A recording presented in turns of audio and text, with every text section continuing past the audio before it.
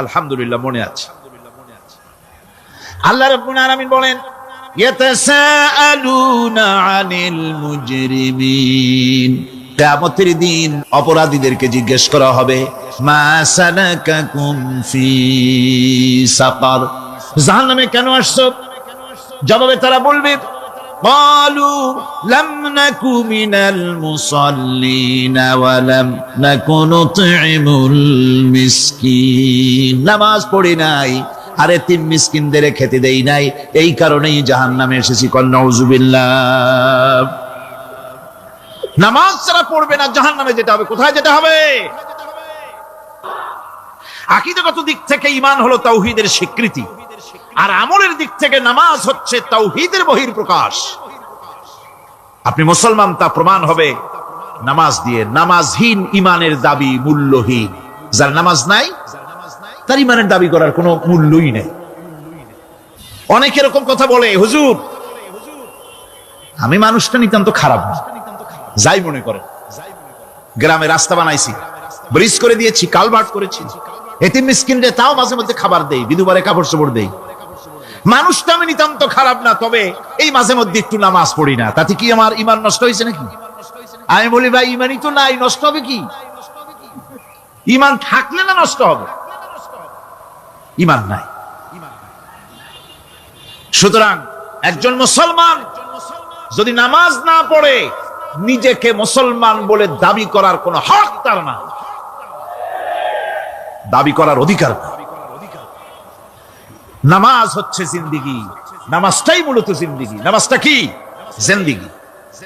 আল্লাহ রাব্বুল আলামিন শেখাচ্ছেন, কুল ইন্না সালাতি ওয়া নুসুকি ওয়া মাহইয়ায়া ওয়া মামাতি লিল্লাহি রাব্বিল আলামিন। মুহাব্বতের সাথে সবাই পড়েন, কুল ইন্না সালাতি ওয়া নুসুকি ওয়া মাহইয়ায়া ওয়া মামাতি লিল্লাহি রাব্বিল আলামিন। বলো আমার নামাজ, বলো আমার নামাজ, আমার কোরবানি, আমার হায়াত, আমার মত সবকিছুই আল্লাহ রব্বুল আলামিনের জন্য নিবেদিত। আমার বেঁচে থাকা, আমার মরে যাওয়া সব আল্লাহর জন্য।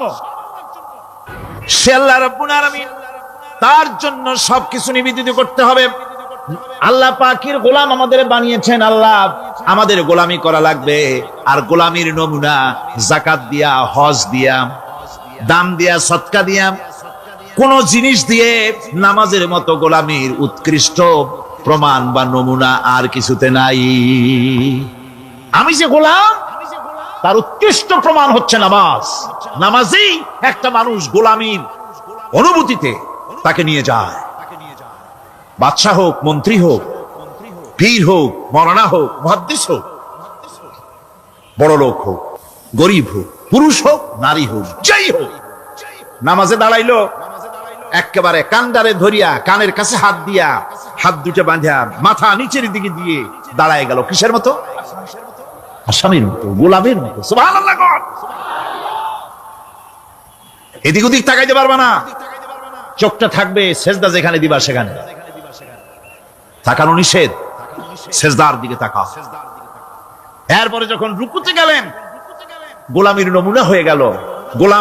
গোলামের এরকম মাথা নিচু করে থাকতে হয় প্রভুর সামনে। গেলেন রাজা, বাদশাহ, বড় লোক, সব অহংকার চূর্ণ হয়ে গেল। নাক আর কপাল দিয়া আমার মাবুদের দরবারে মাথাটা লাগাই দিলাম জমিনের উপরে। সুবহানাল্লাহ। আমি আমার ভাষায় বলি, আমি আমার ভাষায় কথাটা এভাবে বলি, এই জমিনটা যদি কাগজ হয় আর আমার নাকটার কপালটা যদি কলম হয়, তাহলে আমি যে গোলাম দৈনিক 5 বার আমার নাক আর কপাল দিয়া জমিন নামক কাগজের উপরে, দাস খতের উপরে দৈনিক 5 বার নাক আর কপাল দিয়া সই করে দেই, আল্লাহ আমি তোমার গোলাম, আর কারো গোলাম নই, আমি একমাত্র তোমার গোলাম। ঘুমের থেকে উঠে সেজদা দিয়ে বলি, দুপুরের সময় কাজ ফেলাইয়া আর একবার বলি, বিকেল আসার আগে আসরে আর একবার বলি, দিন যখন শেষ হয় আর একবার বলি, রাতে যখন শুতে যাই আর একবার সেজদা দিয়া ঘোষণা করি, মাবুদ আমি তোমার গোলাম। সুবহানাল্লাহ। নামাজ হচ্ছে ইসলামের গণ্ডির মধ্যে প্রবেশের প্রমাণ। কোরআনে কারীম বলছে, ফাইন তাবু ওয়া আকামুস সালাতা ওয়া আতাউজ যাকাতা ফাইখওয়ানুকুম ফিদ্দীন। সূরা তাওবা এসেছে, তারা যদি তওবা করে আর নামাজ কায়েম করে, যাকাত যদি আদায় করে, তাহলে এখন তোমাদের সে দ্বীনি ভাই, এখন ভাই হয়ে গেল। একটু আগে ছিল কাফের মুশরিক, এখন তোমার দ্বীনি ভাই। দ্বীনের গণ্ডির মধ্যে প্রবেশ করা, কলেমা পড়ার সাথে সাথেই নামাজ। নামাজ হচ্ছে দ্বীনের প্রধান গেট, দ্বীনের প্রধান তোরণ। দ্বীনের মধ্যে প্রবেশ করার জন্য এই গেট দিয়ে প্রবেশ করতে হবে। সুতরাং এই নামাজের এতই গুরুত্ব দেওয়া হয়েছে। ইসলাম যদি ক্ষমতায় আসে, আল্লাহ যেন এনে দেন, জোরে কোন আমিন। ইসলাম যদি ক্ষমতায় এসে যায়, রব্বুল আলামিন তাফসীরে মাহফিল কোরআন সামনে নিয়ে আশা করে তোমার দরবারে দোয়া করি, এই বিশাল জনসমুদ্রের দোয়া কবুল করো মাবুদ গো, এই বাংলাদেশকে ইসলামের দেশ বানাইয়া দাও। দেশটা যদি ইসলামের হয়ে যায়, আইন যদি আল্লাহর হয়, শাসন যদি সৎ লোকেরা করে, রব্বুল আলামিন কোরআন শরীফে বলেন, তাহলে তারা 4টা কাজ করবে। আল্লাযীনা মাক্কান্নাহুম ফিল আরদ আকামুস সালাতা ওয়া আতাউজ যাকাত ওয়া আমারু বিল মা'রুফি ওয়া নাহাউ আনিল মুনকার। মুমিনেরা ক্ষমতায় এসে প্রথম যে কাজটা করবে, প্রথমে ক্ষমতা এসেই নামাজ বাধ্যতামূলক করবে। প্রথম কি? ওয়াজ নসিহতে অনুরোধ করা হবে না, বাবাজিরা আল্লাহর রাস্তায় নামাজটা পড়েন না। রেডিও এবং টেলিভিশনের মাধ্যমে রাষ্ট্রপ্রধান অর্ডার করে দিবেন, যারা আকেল বালিগ সকলের জন্য নামাজ বাধ্যতামূলক, নামাজ পড়তেই হবে, এটা অর্ডার। বেলা যখন 1টা বেজে যাবে, বেলা যখন 1টা বাজবে, সমস্ত মসজিদে আজান শুরু হয়ে যাবে। আজানের সাথে সাথে অফিস, আদালত, কল কারখানা, ক্ষেত খামার, শিক্ষাঙ্গন সব ডেডলক হয়ে যাবে। আধা ঘন্টার জন্য বন্ধ হয়ে যাবে। যারা মুসলমান অফিসে, কলেজে, ইউনিভার্সিটিতে, সর্বত্র তারা নামাজের জন্য প্রস্তুতি নেবেন। আধা ঘন্টার ভিতরে নামাজ আর খানা সেরে আবার কলেজ চলবে, বিশ্ববিদ্যালয় চলবে, কল চলবে, কারখানা চলবে, ক্যান্টনমেন্ট চলবে, সেক্রেটারিয়েট চলবে, সব আপন গতিতে চলতে থাকবে। আল্লাহর রহমত, বরকত আকাশ ফেরে নাজিল হয়ে যাবে। আর এই অর্ডার যে দেওয়া হবে, নামাজ পড়বেন, নামাজ পড়বেন সেখানে। থানায় যখন আজান হবে, থানায় আজান হয়ে গেছে, থানার স্টাফ, পুলিশ যারা আছে, জামাতে খাড়া হয়ে যাবে, ইমামতি করবেন ওসি সাহেব। এসপির অফিসে এসপি সাহেব ইমামতি করবেন, ডিসি সাহেব তার অফিসে ইমামতি করবেন, মন্ত্রী সেক্রেটারিয়েট ইমামতি করবেন, প্রেসিডেন্ট বঙ্গভবনে ইমামতি করবেন, বিশ্ববিদ্যালয়ের ভাইস চ্যান্সেলরের ইমামতিতে সে জায়গার মুসলমান ছাত্র ছাত্রী, শিক্ষক শিক্ষয়িত্রী এক জামাতে নামাজ আদায় করবে। এই যদি হয়, চিত্র দেশের অপরাধ থাকবে। থানায় ওসি সাহেব নিজেই যদি জামাতের ইমামতি করেন, এইভাবে নামাজ আদায় করেন পুলিশদের নিয়ে জামাতে, ঘুষ আর খাবে তারা? এসপি সাহেবের অফিসে, ডিসি সাহেবের অফিসে মন্ত্রীরা যদি ভাবে নামাজ কায়েম করে, তাহলে কি অন্যায় অপরাধ কিছু থাকবে সমাজে? থাকবে না। সুতরাং নামাজ বাধ্যতামূলক করে দেওয়া হবে। নামাজ বাধ্যতামূলক, সকলকে নামাজ পড়তে হবে। নামাজ হচ্ছে অপকর্মের প্রতিবন্ধক। নামাজ পড়লে অন্যায় কাজ থেকে বাঁচার পর, অন্যায় থেকে বাঁচাই কিসে? নামাজ। আল্লাহ রাব্বুল আলামিন বলেন, উতলু মা উহিয়া ইলাইকা মিনাল কিতাবি ওয়া আকিমিস সালাম ইন্নাস সালাতা তানহা আনিল ফাহশাই ওয়াল মুনকার। হে নবী, এই কিতাব তেলাওয়াত করো, যা তোমার প্রতি অবতীর্ণ করা হয়েছে, এই কিতাব তেলাওয়াত করো আর নামাজকে প্রতিষ্ঠা করো। নিঃসন্দেহে নামাজ মানুষকে পাপাচার থেকে বাঁচায়া দেয়। অশ্লীলতা, পাপাচার থেকে মানুষকে বাঁচায় কে?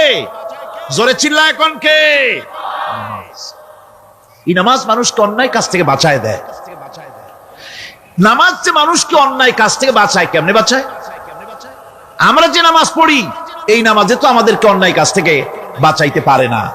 নামাজি বহুত মানুষ আছে অন্যায় করে, করে কিনা কোন না করে না করে, নামাজি অথচ অন্যায় করে। আর আল্লাহ বলছেন নামাজিকে, নামাজ তাকে অশ্লীলতা থেকে ফিরায়। তাহলে কথা কাটটা ঠিক? আল্লাহটা জোরে বলেন কাটটা ঠিক? অবশ্যই আমার আল্লাহর কথা হক। আমি ভুল করতেছি, আমি যেন কোথাও ভুল করতেছি, সামথিং ইজ রং, কোথাও যেন আমরা ভুল করে বসতেছি, সেই ভুলটা কি আমরা আবিষ্কার করতে চেষ্টা করবো ইনশাআল্লাহ। প্রথম যে কথাটা সেটা হচ্ছে যে আমরা যা নামাজে পড়ি আমরা তা বুঝি না। কথা ঠিক কিনা? আমি যদি এখন প্রশ্ন করি সামি আল্লাহু লিমান হামিদা অর্থ কি, কোন ফার্স্ট ডিভিশনে কয়েকটা লেটার নিয়ে ফেল করবেন এরকম লোক আছেন না নাই? সুবহান রাব্বিয়াল আলা অর্থ কি জানি না, সুবহান রাব্বিয়াল আযীমের অর্থ কি জানি না, দোয়া কুনুত অর্থ কি জানি না, তাশাহুদ অর্থ কি জানি না, সূরা ফাতিহার অর্থ কি জানি না। এমন কি উযুর মধ্যে কয়টা ফরজ তাও অনেকে জানে নাই। কথা কি বেশি বললাম না ঠিক বলছি? একজনে জিজ্ঞেস করলো, মিয়া উযুতে কয় ফরজ? কয় হুজুর কি মনে করেন এটা বুঝি জানি না, এটা তো সাধারণ ব্যাপার, বলেন না কয় ফরজ? উযুতে তো 17 ফরজ। কি কি? কয় হাত ধোয়া, পাও ধোয়া, মুখ ধোয়া, নাক ধোয়া, চোখ ধোয়া, জিহ্বা ধোয়া, মাথা ধোয়া। বলতে বলতে গুনে দেখা গেল প্রায় 19টার মতো বলছে। বলা হলো, মিয়া বললেন আপনি উযুতে ফরজ 17টা, কইলেন আপনি 19টা। কয় হুজুর জানি আরো, বলি না আপনাদের ভয়তে। উযু জানে না, নামাজ জানে না, তাকেই নামাজ কেমনে ফিরাবে অন্যায় কাজ থেকে? কথা বুঝতে পেরেছেন? নামাজে আল্লাহু আকবার বললাম, এরপরে সানা পড়লাম, তারপরে সূরা ফাতিহা পড়লাম। সূরা ফাতিহার ভিতরে যে সমস্ত কথাগুলি বললাম সেই কথাগুলি বুঝি না, কি বলেছি তাও জানি না। এরপরে সুবহান রাব্বিয়াল আলা বলেছি, সুবহান রাব্বিয়াল আযীম বলেছি, সামি আল্লাহু লিমান হামিদা বলেছি, অর্থ কি জানি না।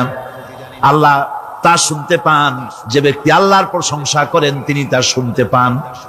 নামাজের মধ্যে আইডিয়া দেওয়া হচ্ছে, তুমি যে আল্লাহর জন্য নামাজ পড়তেছো, প্রশংসা করতেছো, এটা এমন নয় যে আল্লাহ পাক দেখছেন না বা শুনতেছেন না। তুমি যা বলতেছো, প্রশংসা করতেছো, আল্লাহ পাক তা শুনতে পাচ্ছেন। সামি আল্লাহু লিমান হামিদা, সুবহান রাব্বিয়াল আলা, আমি মহান সর্বশ্রেষ্ঠ আল্লাহ রাব্বুল আলামিনের পবিত্রতা ঘোষণা করছি, আমি তার প্রশংসা করছি। সূরা ফাতিহার কি আমরা বলি আপনারা ব্যাখ্যা দেখে বুঝে নিয়েন, সেগুলি আমি এখানে বলে বাকি কথা সব শেষ করতে পারবো না। নামাজে কি পড়েন সেটা যদি জানতেন অবশ্যই আল্লাহ রাব্বুল আলামিনের কথা কার্যকরী হয়ে যেত। ইন্নাস সালাতা তানহা আনিল ফাহশাই ওয়াল মুনকার, নামাজ মানুষকে পাপের কাজ, অশ্লীলতা থেকে ফিরাতে পারে। আল্লাহ ইন্না বসায়ছেন, নিশ্চয়ই, বেশক, অবশ্যই নামাজ পাপ থেকে ফিরাবে। কিন্তু কেমনে ফিরাবে নামাজ তো বুঝি না, নামাজ তো বুঝি না। খালি সেজদা দেয় জনমের মতো, আর সেজদা কি? নামাজে যদি দেখে ইমাম দেরি করতেছে, আত্তাহিয়াত পড়তে দেরি হয়ে যাচ্ছে, পিছন থেকে সিগন্যাল মারে, ঠিক কিনা? বেয়াদব, বেয়াদব। তোমার নামাজ, তোমার আত্তাহিয়াত আগে শেষ হয়েছে, তাতে কি হয়েছে? চুপ করে বসে থাকো। ইমামকে কাশি দিয়া সতর্ক করার অধিকার তোমার নাই। যদি ইমামকে সতর্ক করার জন্য কাশি দিয়ে থাকো, তোমার নামাজ ফাসেদ হয়ে যাবে। এটা ফাজলামি করার জায়গা না, এটা নামাজ। এর নাম কি? ধীরে সুস্থে নামাজ পড়তে হবে। অনেকে মসজিদটারে মনে করে জেলখানা, ঢুকতে যত দেরি, বেরোতে পারলে যেন বাসে যান ছটফট করে। সিনেমার মধ্যে গিয়ে ঘন্টার পর ঘন্টা বসে থাকে, খারাপ লাগে না? মসজিদে কেরাত যদি একটু লম্বা পড়ে, পিছনে বসে খালি কি যে করে মনে মনে বলতে থাকে যে ইমাম এমন কাঁচা ছাড়া ছাড়ি না। আর গান যখন শোনে শুনতেই থাকে, কত মজা, ঘুম আসে না। নাউযুবিল্লাহ। সুতরাং নামাজে কি পড়েন সেটা আপনাকে বুঝতে হবে। সঠিকভাবে নামাজ পড়ার পরও যদি কোনো মানুষের সঠিকভাবে, ভালো করে শোনেন, সঠিকভাবে নামাজ পড়ার পরেও যদি কোনো মানুষ পাপের থেকে না ফেরে, তাহলে বুঝতে হবে একথা পানি আর সাবান দিয়া কাপড় ধুলে কাপড়ের ময়লা যাবে, কিন্তু পানি আর সাবান দিয়া কয়লা জনমের মতো ধুইলেও কয়লার ময়লা যাবে না। কথা বুঝে আসছে? এর থেকে আর উত্তম দৃষ্টান্ত আমার কাছে নাই। নামাজ পড়ার পরেও যদি চরিত্র ভালো না হয়, বুঝতে হবে নামাজ হচ্ছে না, কাঙ্ক্ষিত মানের নামাজ আদায় হচ্ছে না। আল্লাহর নবী বলেছেন, যার নামাজ পাপ কাজ হতে ফিরাতে পারলো না, তার নামাজ নামাজি নয়। আবার শুনুন, রাসূল বলছেন, যার নামাজ তাকে পাপের কাছ থেকে ফিরাতে পারলো না, তার নামাজ নামাজ নয়, ওইটা নামাজ হয় নাই, যার জন্য তার পাপ থেকে তারে ফিরাইতে পারছে না। আর কিয়ামতের দিন বেনামাজিরা সবচাইতে বেশি অপমানিত হবে। সবচাইতে বেশি অপমানিত হবে কারা? বেনামাজিরা। কিভাবে? ইয়াউমা ইউকশাফু আন সাকিন ওয়া ইউদআউনা ইলাস সুজুদি ফালা ইয়াস্তাতিউন। সেদিন কঠিন সময়, আল্লাহ রাব্বুল আলামিন লোকদেরকে সেজদা করার জন্য বলবেন, কিন্তু যারা বেনামাজি ছিল দুনিয়ায়, তারা সেজদা দিতে পারবে না। বলেন নাউযুবিল্লাহ। অবস্থাটা কি হবে? খাশিআতান আবসারুহুম তারহাকুহুম যিল্লাহ। তাদের দৃষ্টি নিচু হবে, লাঞ্ছনা এবং অপমান তাদের উপরে চেপে বসবে, সেজদা দিতে পারবে না। আল্লাহ আমাদেরকে ক্ষমা করুন। কিয়ামতের দিন হযরত আদম আলাইহিস সালাম থেকে শুরু করে পৃথিবীর সমস্ত মানুষের সামনে আল্লাহ রাব্বুল আলামিন সেজদা করার জন্য অর্ডার করবেন। যারা নাকি বেনামাজি, ওরা আল্লাহর দরবারে সেদিন সেজদা দিতে পারবে না, লাঞ্ছিত অপমানিত হবে। জোরে কর নাউযুবিল্লাহ। নামাজ, মুমিনের নামাজ একরকম, মুনাফিকের নামাজ হলো আর এক রকম। মুনাফিকরাও নামাজ পড়ে, পড়ে কিনা কোন? মুনাফিকেরাও নামাজ পড়ে। মুনাফিকেরা যখন নামাজ পড়তে যায়, আল্লাহ রাব্বুল আলামিন বলতেছেন, ওয়া ইযা কামু ইলাস সালাতি কামু কুসালা।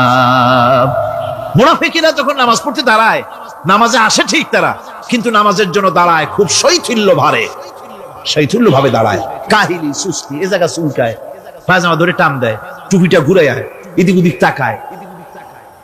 মুনাফিকের নামাজ দেখলেই ঠিক পাওয়া যায় যে বেটা মুনাফিক। এইভাবে সে দাঁড়ায়। তার নামাজটা কি জন্য? ইউরাউনান নাসা ওয়া লা ইয়াযকুরুনাল্লাহা ইল্লা কালিলা। তাদের নামাজ হচ্ছে মানুষকে দেখাবার নামাজ। নাউযুবিল্লাহ। এখন দেখবেন এই মৌসুম আসছে, নামাজের মৌসুম, বেনামাজিদের নামাজের মৌসুম। জনসভা হচ্ছে, নির্বাচন আসতেছে, নামাজে রক্ত হয়ে গেছে, তাড়াতাড়ি আজান হয়ে গেল। টুপি না থাকলে রুমাল একটা মাথায় দিল, উজু আছে কিনা আছে, আল্লাহু আকবার, যা আছে কপালে হয়ে যাক। মানুষকে দেখাবার জন্য এরা নামাজ পড়ে। এরা আল্লাহর শরণার্থে নামাজ খুব কম লোকই করে। এরা হচ্ছে মুনাফিক। দুনিয়া এবং আখিরাতে কল্যাণের জন্য একমাত্র মাধ্যম হচ্ছে নামাজ। দুনিয়া যদি কল্যাণ চাই, আখিরাতেও যদি কল্যাণ চাই, তাহলে এর জন্য কি করতে হবে? কি করতে হবে? আমার কথা নয়, আল্লাহ রাব্বুল আলামিনের কথা শুনুন। রব্বুল আলামিন বলেন, ক্বাদ আফলাহাল মুমিনুন আল্লাযীনা হুম ফি সালাতিহিম খাশিউন ওয়াল্লাযীনা হুম লিয-যাকাতি ফাঈলুন ওয়াল্লাযীনা হুম লিফুরুজিহিম হাফিজুন। নিশ্চিতভাবে সেই সব মুমিন কল্যাণ লাভ করবে, নিশ্চিতভাবে। তারা হচ্ছে ওই সব লোক যারা নিজেদের নামাজ ভীতি মিশ্রিত, বিনয় ভাবে, ভীতি মিশ্রিত অবস্থায় বিনয়ের সাথে যারা নামাজ আদায় করে, যারা বেহুদা কাজ থেকে বিরত থাকে, যারা যাকাতের পন্থায় কর্মতৎপর হয়, আর যারা নিজের লজ্জাস্থানকে হেফাজত করে। এরপরে আল্লাহ পাক বলেন, ওয়াল্লাযীনা হুম লিআমানাতিহিম ওয়া আহদিহিম রাউন ওয়াল্লাযীনা আলা সালাওয়াতিহিম ইউহাফিজুন ওয়াল্লাযীনা আলা সালাতিহিম হাফিজুন। আর যারা তাদের আমানতকে পূর্ণ করে, আমানত এবং তাদের ওয়াদা চুক্তি পূর্ণ করে, এবং যারা নিজেদের নামাজ সমূহকে পূর্ণভাবে হক আদায় করে নামাজ পড়ে, নামাজের যারা হেফাজত করে, এরা কারা? এরা হচ্ছে উলাইকা হুমুল ওয়ারিসুন আল্লাযীনা ইয়ারিসুনাল ফিরদাউসা হুম ফিহা খালিদুন। এরা হচ্ছে সেই সব লোক, এরা উত্তরাধিকার হচ্ছে জান্নাতের উত্তরাধিকার, জান্নাতুল ফিরদাউসে আল্লাহ রাব্বুল আলামিন এই গুণ বিশিষ্ট লোকদের জন্য জায়গা করে দিবেন। জোরে কোন সুবহানাল্লাহ।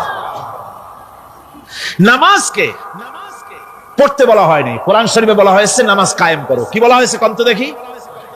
নামাজ কায়েম করো, নামাজ পড়ো, এই কথা কিন্তু কোরআন শরীফে কোনো জায়গায় আছে নাকি? এখন কায়েম করা কারে বলে? একটা গুরুত্বপূর্ণ আরেকটি বিষয়, নামাজ কায়েম করতে বলা হয়েছে। কায়েম কি? কায়েমটা হচ্ছে দৃষ্টান্ত স্বরূপ বলা যায় যে জিনিসটা সমাজে প্রতিষ্ঠিত আছে ওইটারে বলে কায়েম হওয়া, আর যেটা প্রতিষ্ঠিত নাই ওটা কায়েম নাই। কায়েম মানে হলো প্রতিষ্ঠিত থাকা। যেমন আমাদের দেশে, আমাদের সমাজে নারী পুরুষ শিশু বৃদ্ধ সকলেই কাপড় পরা, শাড়ি পরা, লুঙ্গি পরা, এই কাপড় পরাটা কায়েম আছে, প্রতিষ্ঠিত আছে না নাই? যার কারণে কাপড় পরা সমাজে কায়েম আছে বলে উলঙ্গ মানুষ সমাজে খুঁজে পাওয়া যায় না, পাগল ছাড়া, ঠিক কিনা? একটা বাচ্চাকেও যদি উলঙ্গ হতে বলেন এখানে 5 বছর 6 বছরের একটা বাচ্চাকেও, সে কিন্তু রাজি হবে না, ঠিক কিনা? যেহেতু কাপড় পরা সমাজে প্রতিষ্ঠিত আছে সেহেতু উলঙ্গ মানুষ পাওয়া যায় না, কাপড় পরাটাই এখানে প্রতিষ্ঠিত। সুতরাং এখন অবস্থাটা এই হয়েছে, কাপড় পরা প্রতিষ্ঠিত আছে বলে কোন উলঙ্গ মানুষ এসে যদি এই মঞ্চে দাঁড়ায় আর বলে আমাকে একটু বক্তৃতা করতে দেন, আপনারা কি করবেন? মঞ্চে তো উঠতেই দিবেন না। উলঙ্গ মানুষ যদি কোনো চাকরি নিতে যায় ইন্টারভিউতে, তাকে লাইনে দাঁড়াইতে দেবে? দেবে না। এমন কি উলঙ্গ হয়ে যদি বাড়িতে প্রবেশ করে তার বউ দূর দূর করে তাড়ায় দেবে, ঠিক কিনা? যেহেতু সমাজের ভিতরে কাপড় প্রতিষ্ঠিত আছে সেই জন্য এই উলঙ্গ মানুষ পাওয়া যায় না। অনুরূপ ভাবে নামাজ যদি প্রতিষ্ঠিত হতো সমাজের ভিতরে, তাহলে বেনামাজি খুঁজে পাওয়া যেত না। চাকরি করতে গেলে সেখানে নামাজ মানদণ্ড হয়ে যেত, নামাজ পড়ে কিনা তা দেখে নেওয়া হতো, বেনামাজি লোক পাওয়াই যেত না যদি প্রতিষ্ঠিত থাকতো। প্রথম প্রশ্নই হতো তুমি নামাজ পড়ো কিনা। ইলেকশনে যদি একজন উলঙ্গ মানুষ এসে দাঁড়ায়, ভাইরা এবার আমার বোতল মার্কা বাক্স, উলঙ্গ মানুষ এসে ভোটে দাঁড়াইছে, আপনারা ভোট দিবেন? দিবেন। ওইটা কাপড় প্রতিষ্ঠিত আছে বলে, লুঙ্গি প্রতিষ্ঠিত সমাজে আছে বলে উলঙ্গ মানুষকে আপনি ভোট দিবেন না। নামাজ যদি প্রতিষ্ঠিত থাকতো সমাজে, বেনামাজি মানুষ যদি এসে মঞ্চে দাঁড়ায়া যতই বলতো আমি ক্ষমতায় গেলে এই করব সেই করব, নামাজ প্রতিষ্ঠিত থাকলে পরে এই বেনামাজিরে কেউ ভোট দিত না। নামাজ যদি প্রতিষ্ঠিত থাকতো তাহলে অফিসের অফিসার তো দূরের কথা, বেনামাজি অফিসের ঝাড়ুদারের চাকরিও তার কিসমতে জুটতো না যদি নামাজ প্রতিষ্ঠিত থাকতো। এর নাম হলো নামাজ কায়েম হওয়া। নামাজ কায়েম থাকলে এই অবস্থার সৃষ্টি হতো। এই জন্য আল্লাহ পাক বলেছেন নামাজকে কায়েম করতে হবে। নামাজ হবে সব ভালো কাজের মানদণ্ড। সমস্ত ভালো কাজের মানদণ্ড কি? নামাজ। নামাজ আমাদেরকে বড় রকমের শিক্ষা দেয়। কি শিক্ষা দেয়? নামাজ আমাদের শিখায় ঐক্য আর ভ্রাতৃত্ব, ভ্রাতৃত্বের আর ঐক্যের শিক্ষা দেয়। এক নেতার আনুগত্য করা শিখায়। জামাত যত বড় হোক, ইমাম হবে কয়জন? একজন ইমাম হবে। আর এই ইমাম মানে কি? নেতা। ইমাম মানে কি? নেতা। নির্বাচন শিখায় নামাজে। নেতা নির্বাচন কে শিখায়? নামাজ শিখায়। বোঝেন খুব ভালো করে। কিভাবে? মনে করুন চট্টগ্রাম শাহী মসজিদে ইমাম প্রয়োজন। এখন সেই ইমাম নেওয়ার জন্য ইন্টারভিউ কল করা হলো, বিজ্ঞাপন দেওয়া হলো পত্রিকায়। অনেক আলেম আসলেন। ইন্টারভিউ বোর্ডে যারা বসলেন তারা ইন্টারভিউটা কিভাবে নেবেন? যার মাথার চুল লম্বা বেশি তার ইমামতি দেওয়া হবে, যার লুঙ্গিটা পায়ের গিরার তলে তারে দেওয়া হবে, যার মোষটা মুখের মধ্যে গিয়া ঢুকছে, হাসি দিলে বুঝাই যায় না হাসে না কান্দে, তারে দিবে। দাড়িগুলা কামাইছে তারে দেবে। সিগারেট খায়, বা অবশ্য চট্টগ্রাম আর সিলেটে সিগারেটের ফতোয়া ভিন্ন রকম। বরিশালে আমি যেখানে জন্মগ্রহণ করেছি, আমার এলাকায় কোনো আলেম যদি সিগারেট খায়, মসজিদের ইমাম তো ভালো, মসজিদ ঝাড়ু দিতেও ঢুকতে দেবে না মসজিদে। এটা এই এলাকার এক রকমের কায়দা। আমি এটার ব্যাপারে কথা নাইবা বললাম। তো আপনারা খুঁজে দেখবেন সে সিনেমা দেখে নাকি, মিথ্যা কথা বলে নাকি, বউ পর্দায় থাকে নাকি। এগুলি মাইক্রোস্কোপ যন্ত্র দিয়ে ইমামের মাথা থেকে পা পর্যন্ত দেখবেন কিনা কন? আচ্ছা, এবার কত দেখি এই ইমাম সাহেব ইমামতি করবে কতজন লোকের? 500, 1000, শাহী মসজিদে ধরেন 5000 লোক হইল, 5000 লোক, 5000 লোকের ইমাম নির্বাচনের সময় পা থেকে শুরু করে মাথা পর্যন্ত দেখেন, এমনকি বউ পর্যন্ত। বৌমনি আনিয়ে দেখেন না, পর্দায় থাকে কিনা এইটা আপনারা দেখেন, ঠিক কিনা? এ খবরটা নেন। 5000 লোকের একটা ইমাম বানাতে গিয়ে মাইক্রোস্কোপ যন্ত্র দিয়ে দেখেন মোষ কেমন, দাড়ি কেমন, চুল কেমন, পাও কেমন, হাত কেমন, হাতে নখ লম্বা কিনা, দাঁতে ছাতা কিনা, বউ পর্দায় থাকে কিনা, মিথ্যা কথা কয় কিনা, এত দেখেন। আর যখন নির্বাচন আসে তখন 2.5 থেকে 3 লক্ষ মানুষের জন্য একজন এমপি নির্বাচিত হয়। সেই ইমামকে বাছাই করার জন্য নামাজ পড়ে কিনা, জিনাকার কিনা, মদখোর কিনা, সুদখোর কিনা, ঘুষখোর কিনা, বদমাশ কিনা, বাছাই করা হয় না।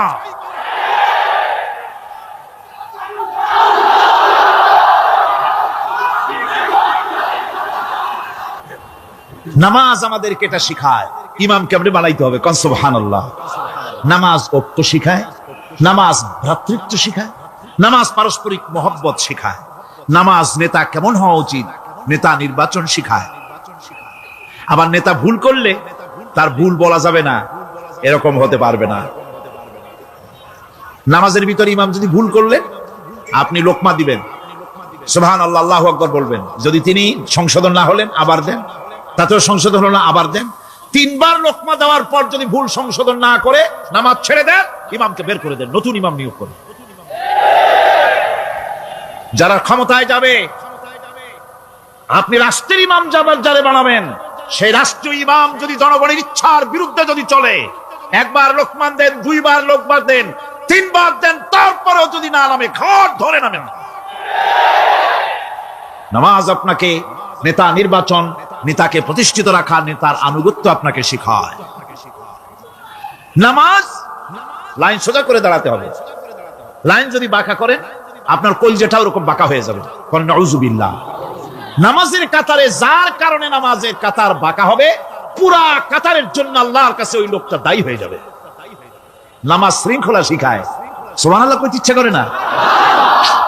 নামাজ শৃঙ্খলা শিখায়, শৃঙ্খলা বোধ শিখায়, সোজা হয়ে দাঁড়ায়। তারপরে ঐক্য এবং মহব্বত শিখায়। নামাজের ভিতরে যখন দাঁড়ায় গেলেন, আমির দাঁড়ালো, ফকির দাঁড়ালো, মন্ত্রী দাঁড়ালো, তার ড্রাইভারও দাঁড়ায় গেল, একই কাতারে দাঁড়ায় গেছে। নামাজ পড়তে গিয়ে ড্রাইভারের পাও গিয়ে লেগেছে মন্ত্রীর গায়ে। নামাজ শেষ হওয়ার পর মন্ত্রীর বাবার ক্ষমতা নাই এ কথা বলার যে বেটা ড্রাইভার সলিমুদ্দি, তোর পাও লেগেছে আমার পায়ে, তোর চাকরি শুদ্ধা দোজখে পাঠায় দেব। পারবে বলতে? পারবে না। মিয়া মন্ত্রী সাহেব, এটা তোমার সেক্রেটারিয়েট না, এটা আল্লাহর ঘর। এটা কার ঘর? এক হি সাপ মে খড়ে হো গয়ে মাহমুদ ও আয়াজ, এক হি সাপ মে খড়ে হো গয়ে महमूद आयाज, न कोई बंदा रहा न कोई बंदा नवाज। एक ही कतारे दाঁড়িয়ে গেছে।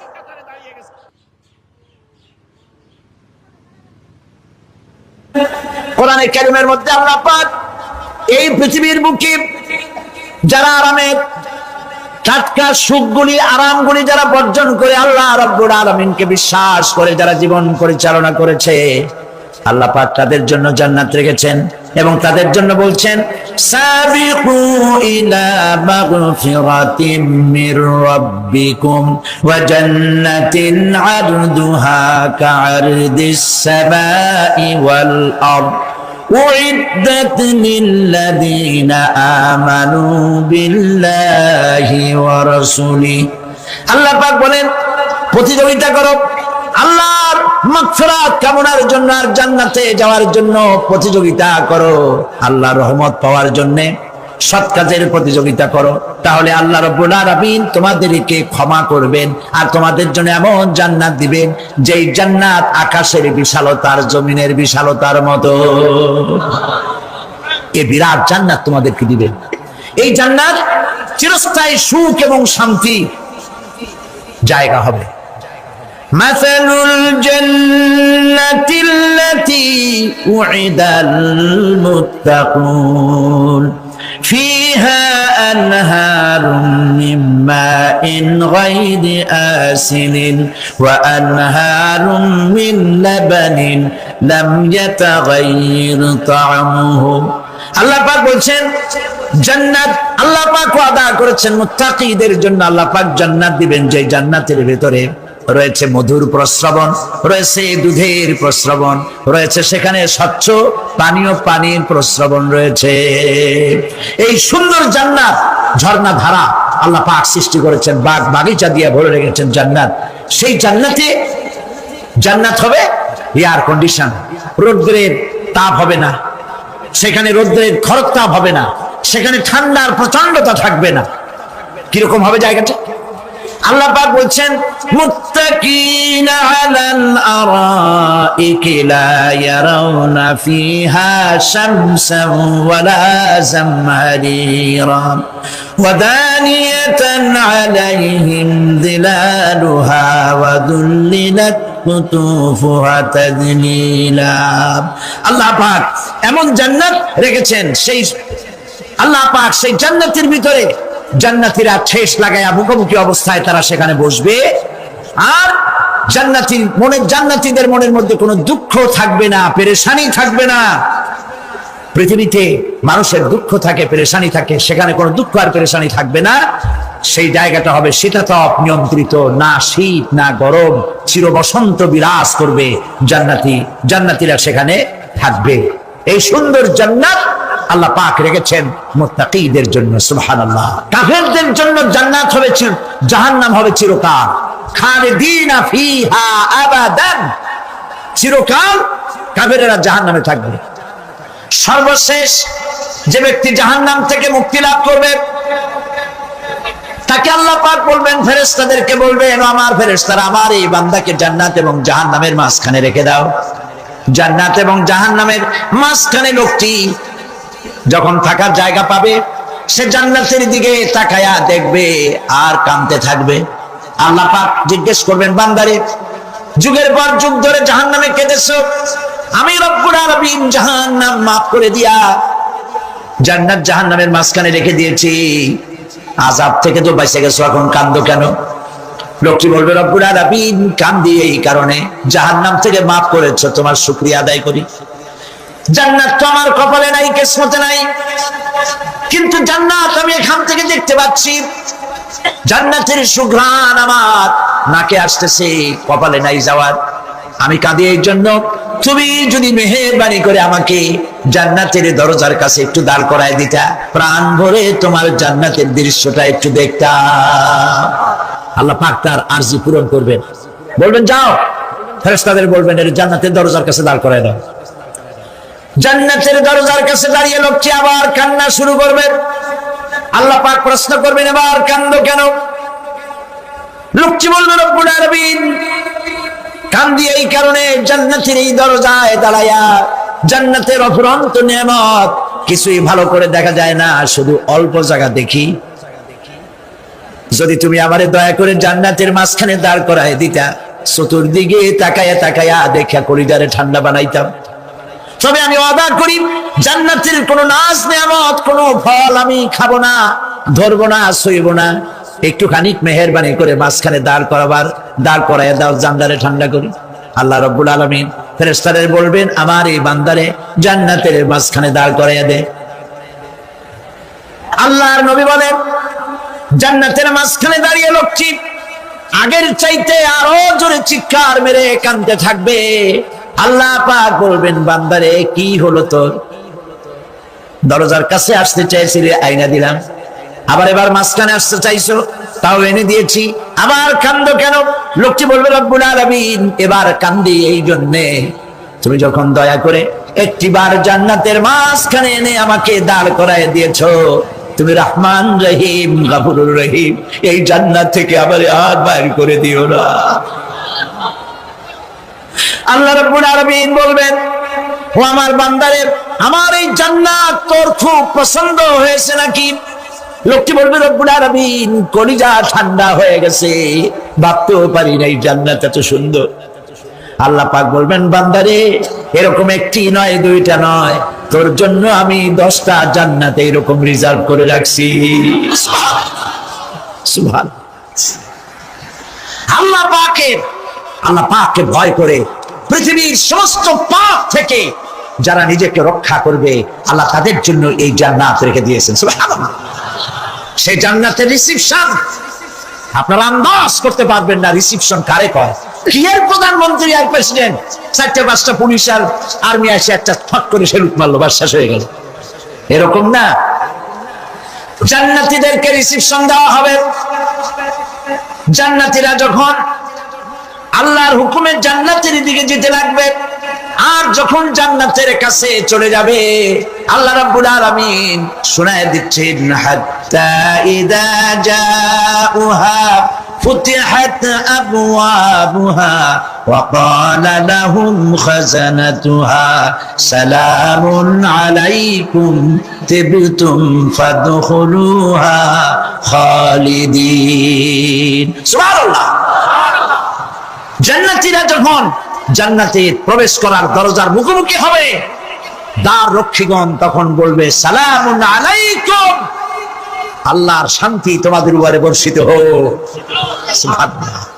দুনিয়ার টাটকা সুখগুলি 2 পা দিয়ে ঠেলে দিয়েছো, টাটকা সুখগুলি গ্রহণ করো নাই, হারাম খাও নাই, আল্লাহর দ্বীন কায়েমের জন্য রক্ত দিয়েছো, জীবন দিয়েছো, কষ্ট করেছো, আল্লাহকে ভয় করেছো, আমাদের সালাম গ্রহণ করো, জান্নাতের মধ্যে ঢুকে যাও চিরকালের জন্য। সুবহানাল্লাহ।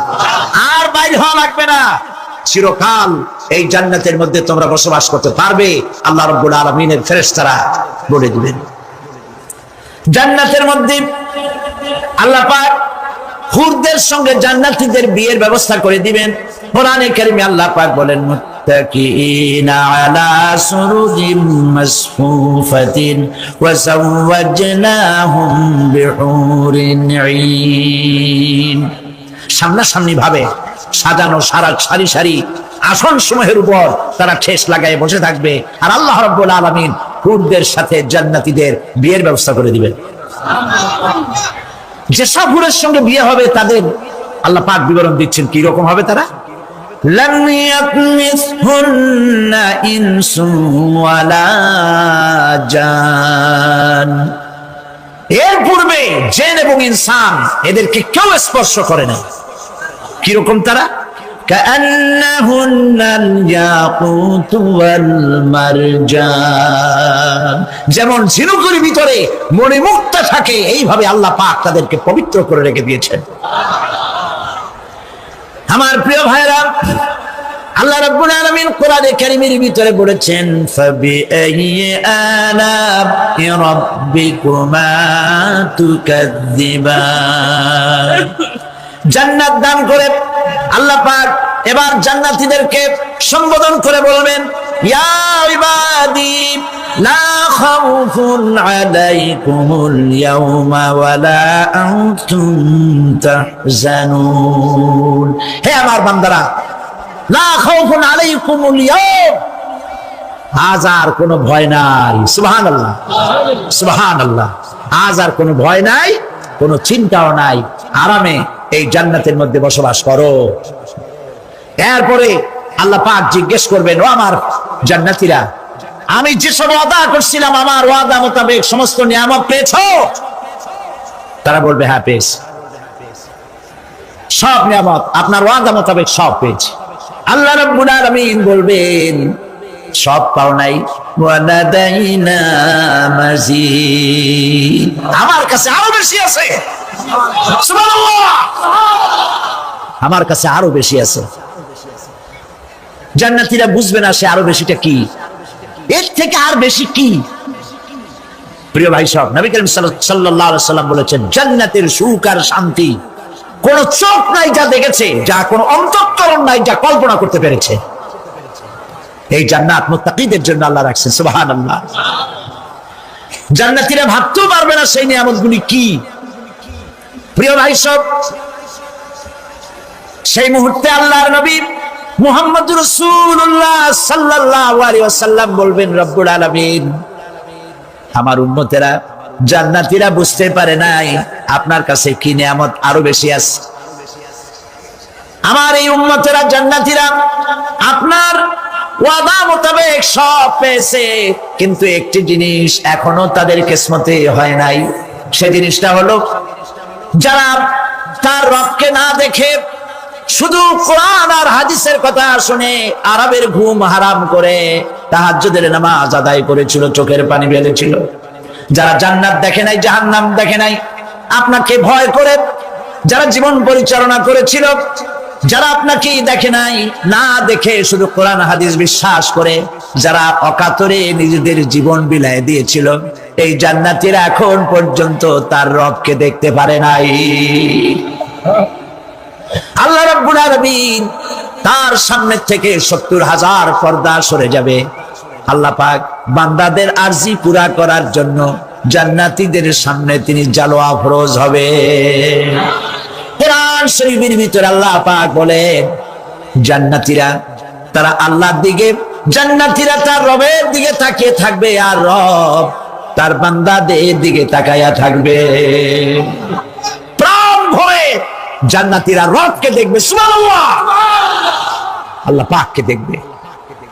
প্রাণ খুলে আজ দোয়া করি, রব্বুল আলামিন, জান্নাতের যেই পরিবেশে, যেই জায়গায় তুমি দয়া করে তোমার গোলামদেরকে তুমি নিজেই দর্শন দিবে, দেখা দিবে। মনিব গো, ও আমাদের রব, আজ এই বিশাল জনসমুদ্র নিয়ে তোমার দরবারে আবেগ ভরা কণ্ঠে বলি, যে অনুষ্ঠানটি তুমি এমন মুবারক অনুষ্ঠান করবে যেখানে তুমি জান্নাতীদেরকে দেখা দিবে, ওই জান্নাতের কোনো একটি, ওই অনুষ্ঠানের কোনো একটি কোনায় কানায় আমাদেরকে দাঁড় করাইয়া দেখান তুমি। প্রিয় ভাই সব, আল্লাহ রাব্বুল আলামিন মানুষের সামনে এত সব নিয়ামত রেখেছেন, এই জান্নাত দান করবেন। এরপরে আল্লাহ রাব্বুল আলামিন কোরআনে কারীমের মধ্যে বলেছেন, রব্বিস সামাওয়াতি ওয়াল আরদি ওয়া মা বাইনাহুমার রাহমানি লা ইয়ামলিকুনা মিনহু খিতাবা। এসব পুরস্কার রয়েছে তোমাদের সেই রবের পক্ষ থেকে যিনি আকাশ আর জমিনের মালিক। সুবহানাল্লাহ বলবেন না? যার সামনে কথা বলার ক্ষমতা কারো হবে না। এটি একটি মারাত্মক কথা। কিয়ামতের দিন আল্লাহর দরবারে কেউ কথা বলতে পারবে না আল্লাহর নির্দেশ ছাড়া। একটি আকীদা পরিষ্কার করে নিয়ে যান আপনাদের, সে আকীদাটা এভাবে পরিষ্কার করুন, কোন পীর সাহেব, কোন খাজা বাবা, কোন মাওলানা, কোন মুহাদ্দিস, কোন বুজুর্গ আপনাকে সুপারিশ করতে পারবে না যদি না আল্লাহ পাক তাকে কথা বলার তৌফিক না দেন। মনে থাকবে এটা। আয়াতুল কুরসির ভিতরে আমরা পড়ি, মান যাল্লাযী ইয়াশফাউ ইনদাহু ইল্লা বিইযনিহি। আল্লাহ পাক বলেছেন কিয়ামতের দিন আল্লাহর দরবারে কার সাহস আছে কথা বলতে পারে। মান যাল্লাযী ইয়াশফাউ ইনদাহু ইল্লা বিইযনিহি, আল্লাহর ওয়াদা ছাড়া, হুকুম ছাড়া আল্লাহর সামনে কথা বলা সেদিন কেউ থাকবে না। সুবহানাল্লাহ। কেউ কথা বলতে পারবে না। সুপারিশ করতে হবে আল্লাহ যারে বলেন তুমি করো, অমুকের জন্য করো, সেই ব্যক্তি শুধু তার জন্যই করতে পারবে, আর কেউ কথা বলতে পারবে না। সেই কঠিন হাসরের ময়দান, যেদিন শুধুমাত্র আল্লাহ পাক কথা বলবেন, আর যারে বলতে বলবেন সেই কেবলমাত্র বলতে পারবে। সুপারিশ এটি আল্লাহ পাক কিয়ামতে পারমিশন দিলে বলা যাবে। হযরত ইব্রাহিম আলাইহিস সালাম কিয়ামতের দিন তার নিজের পিতা সম্পর্কে সুপারিশ করবেন রব্বুল আলামিন, আমার আব্বার জন্য সুপারিশ করতেছি, মেহেরবানি করে জাহান্নাম থেকে তারে আপনি রক্ষা করুন। আল্লাহ রব্বুল আলামিন বলবেন, ইব্রাহিম তোমার সুপারিশ মঞ্জুর হবে না। প্রিয় ভাই সব একটু মাথা খাটান, চিন্তা করেন। জাতির পিতা কে? জাতির পিতা চিল্লায় বলুন, কলিজা সাফ করে ফেলুন। মুসলমানদের জাতির পিতা হাবিজ হাবি কেউ হতে পারে না।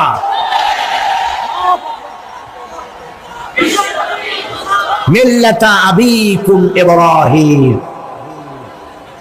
ইব্রাহিম আলাইহিস সালাম এই মিল্লাতের পিতা। সুবহানাল্লাহ। হযরত ইব্রাহিম আলাইহিস সালাম কিয়ামতের দিন বলবেন, আল্লাহ আমার আব্বার জন্য সুপারিশ করছি। আল্লাহ পাক বলবেন মঞ্জুর হবে না। আসর তোমার পিতা হতে পারে, কিন্তু আমার খলিলকে আগুনে ফেলার জন্য নমরুদকে সে সহযোগিতা করেছে, আমি তোমার পিতাকে ক্ষমা করব না। নবী করিম সাল্লাল্লাহু আলাইহি সাল্লামকে সাহাবায়ে কেরাম জিজ্ঞেস করেছেন, হে রাসূল, আপনার আব্বা এবং আম্মার অবস্থা কি হবে? নবী করিম সাল্লাল্লাহু আলাইহি সাল্লাম কেঁদে ফেলেছেন, সাফ বলেছেন, আমি তাদের কোনো উপকারে আসব না। আল্লাহু আকবার। আপনি মনে করছেন নাকি যে ইয়া নবী সালাম আলাইকা বলি অমনি নবী সুপারিশ পাবেন? এত সহজ। কতগুলো রসগোল্লা খাইলেন আর বড় একটা মিছিল করলেন আর অমনি চলে যাবেন? পৃথিবীর সব মানুষ, সাহাবায়ে কেরাম বাদ দেন, পৃথিবীর সমস্ত মানুষ একত্রিত হয়ে আবু তালেব রাসূলুল্লাহকে যে ভালোবেসেছেন, ওর 1000 ভাগের 1 ভাগও সারা দুনিয়ার মানুষ রাসূলুল্লাহকে ভালোবাসতে পারবে? পারবে? নিজের ছেলে আলীকে, আলী রাদিয়াল্লাহু তাআলা আনহুকে আলাদা বিছানায় শোয়াইয়া, ছোট্ট মানুষ হযরত আলী আলাদা জায়গায় রাখিয়া মুহাম্মদুর রাসূলুল্লাহ সাল্লাল্লাহু আলাইহি ওয়াসাল্লাম এতিম মানুষ তারে কলিজার সাথে বুকের মধ্যে আশ্রয় দিয়ে আগলে রেখেছেন বুক করে। সেই আবু তালেব মৃত্যুর সময় নবী করিম সাল্লাল্লাহু আলাইহি ওয়াসাল্লাম বলেছিলেন, চাচা একটি বার আমার কানে তাওহীদের কালেমা শোনায় দেন। আবু তালেব তার কিসমতে ছিল না কালেমা।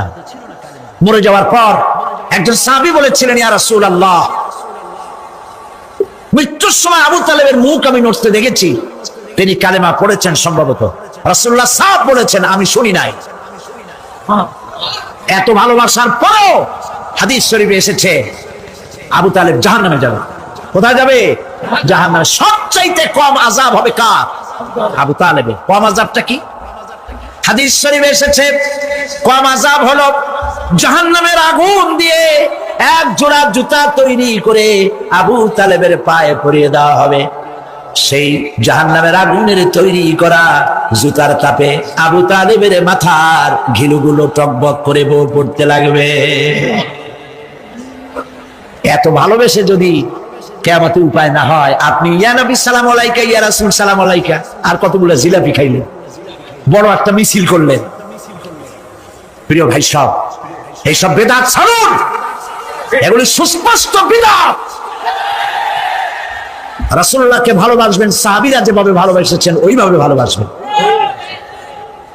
আল্লাহ রাব্বুল আলামিন বলেন, যালিকাল ইয়াউমুল হক ফামান শাআ আত্তাখাযা ইলা রাব্বিহি মাআবা। এই দিনটি অবশ্যই আসবে, সেদিনটি নিশ্চিত ভাবে আসবে। আর এখন যার ইচ্ছা সে তার রবের দিকে অগ্রসর হোক। ইন্না আনজারনাকুম আযাবান করিবান ইয়াওমা ইয়ানজুরুল মার'উ মা কদ্দামাত ইয়াদাহু ويقول الكافر يا ليتني كنت ترابا إنا أنذرناكم عذابا قريبا। খুব নিকটবর্তী একটি আযাব সম্পর্কে আমি তোমাদেরকে সতর্ক করে দিলাম। কে বলতেছে? আল্লাহ পাক। লক্ষ্য করুন আল্লাহ কি বলছেন, খুব নিকটবর্তী একটি কঠিন শাস্তি আযাব অর্থাৎ কিয়ামত, এ সম্পর্কে আমি তোমাদেরকে সতর্ক করে দিলাম। সেদিন প্রত্যেকটি লোক যা সে পাঠিয়ে দিয়েছিল এখানে, অর্থাৎ যা করেছিল সেগুলি সে দেখতে পাবে। আর তখন ويقول الكافر يا ليتني كنت ترابا। সেই কিয়ামতের ময়দানে অবস্থা দেখে কাফেররা বলবে, আহারে মানুষ না হইয়া যদি মাটি হইয়া যেতাম, যদি মাটি হতাম, যদি মানুষ না হয়ে না জন্মতাম, আজ এই হাসরের ময়দানে এইখানে এই বিচারের মুখোমুখি হতাম না, মাটি হইলে বরং অনেক ভালো হতো। এই পৃথিবীতে আমরা এসেছি, চলে যাব, যাওয়ার আগে এই কোরআন একটি বিশাল জনগোষ্ঠী এমন বানাতে চেয়েছে, যে জনগোষ্ঠী এই কোরআন দিয়ে একটি বিশাল সমাজ গড়বে, রাষ্ট্র গড়বে, এমন রাষ্ট্র গড়বে যেই রাষ্ট্রে দুঃখ থাকবে না, অশান্তি থাকবে না, যেখানে সুখ থাকবে, সমৃদ্ধি থাকবে, আর কিয়ামতের দিন আল্লাহর জান্নাতে তারা চলে যাবে। তেমন একটি সমাজকে আমরা চাই। সবাই বলেন, সেরকম একটি সমাজকে আমরা চাই। প্রিয় ভাই সব, কিয়ামতের দিন আমরা যেতে চাই জান্নাতে। কোথায় যেতে চাই বলেন? জোরে বলেন। এই জান্নাতে যাওয়ার জন্যে, এই জান্নাতে যাওয়ার জন্য দুইটা কাজ করতে হবে। কয়টা কাজ? আল্লাহ রাব্বুল আলামিন বলেন, ফামান কানা ইয়ারজু লিকাআ রাব্বিহি ফালইআমাল আমালান সালিহান ওয়া লা ইউশরিক বিইবাদাতি রাব্বিহি আহাদা। আল্লাহ পাক বলেন, যে বাজারা আমার সঙ্গে দেখা করতে চায় কিয়ামতে, দুইটা কাজ করা লাগবে। বলেন কয়টা কাজ? একটা হলো নেক আমল। কি আমল বলেন? নেক আমল। নেক আমল কারে বলে? নেক আমল করতে হলে আবার দুইটা শর্ত লাগে। এক নম্বরে কাজটা করতে হবে আল্লাহরে খুশি করার জন্য। কারে খুশি করার জন্য?